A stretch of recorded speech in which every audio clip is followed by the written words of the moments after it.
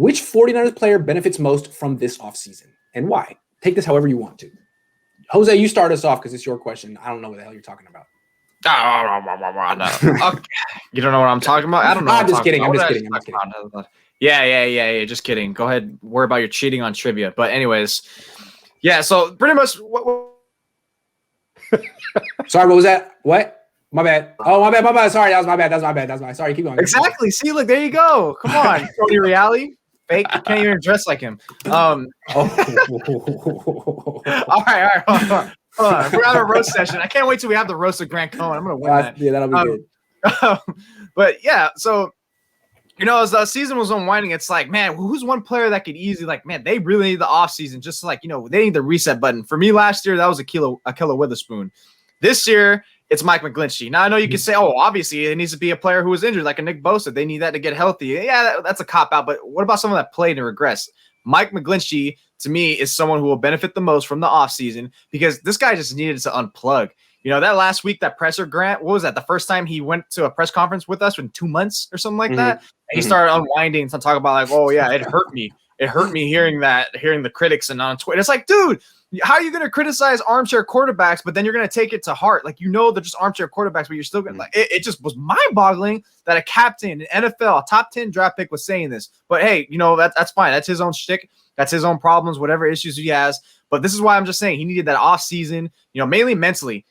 Just forget about it. Bury the 2020 in the past. Just use those emotions of losing. And if you really want to poach more, then just get mad again about the critics and just actually use it to fuel, but don't actually engage in it because you're supposed to be a captain. He wasn't holding himself accountable all season long. He just kept saying, I was playing okay. I was playing all right. Come on, man. Your teammates can see you getting put on your butt by a DB. You weren't playing all right. So to me, it's just he needs this offseason so much more than any other 49ers player to unwind, to get better physically, correct his technique, do whatever you can. And that way, flip the page 21. And it wouldn't surprise me if early on, he just starts trucking everyone, just run blocking even better than he has been, even though he already is a good one, but just holding his own pass pro. So that's what I mean by that.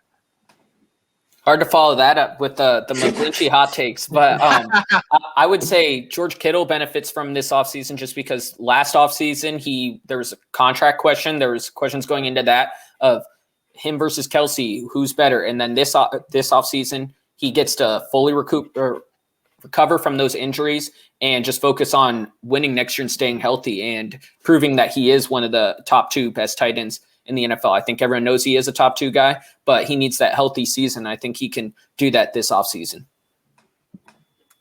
Yeah, for me, I'm going to take the easy road and really I'm going to say a couple of different things. I'm going to say first off that I think everybody really needs to benefit from this offseason. They really needed by the time the season finished, they all just kind of needed a break and get themselves kind of, regrouped.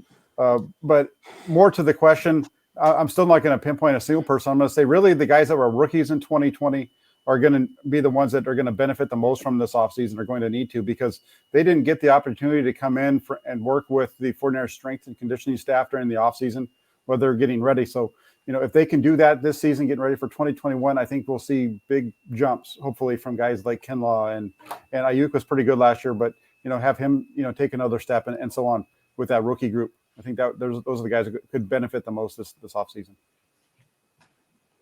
Yeah, I mean, if the Niners can have an actual offseason program where the trainers get to be with the players and the strength and conditioning staff, I think all the offensive linemen will benefit because all those guys look like malnourished last season. Whatever they were doing on their own just didn't work. So they could use some structure, the offensive linemen. But in another way, I feel like Jimmy Garoppolo is really benefiting from the offseason because if they were still alive, if they were still a topic, if he still had to do press conferences, people be asking a lot of questions like, what is going on with you? And now he can kind of just go back to, I don't know where he hangs out, Chicago, and just chill and live underground for a while.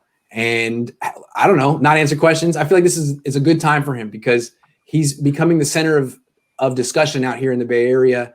And where is he? It's like Willy Wonka in this chocolate factory. He just shut it down. You guys didn't appreciate him. So he's hanging out with the Oompa Loompas right now. We'll see if he comes out in the fall. I don't know. It just seems like it's a really convenient time for Jimmy Garoppolo to be out of sight and out of mind. So Jimmy can't wait. My answer for every question today is Jimmy. The answer is Jimmy G.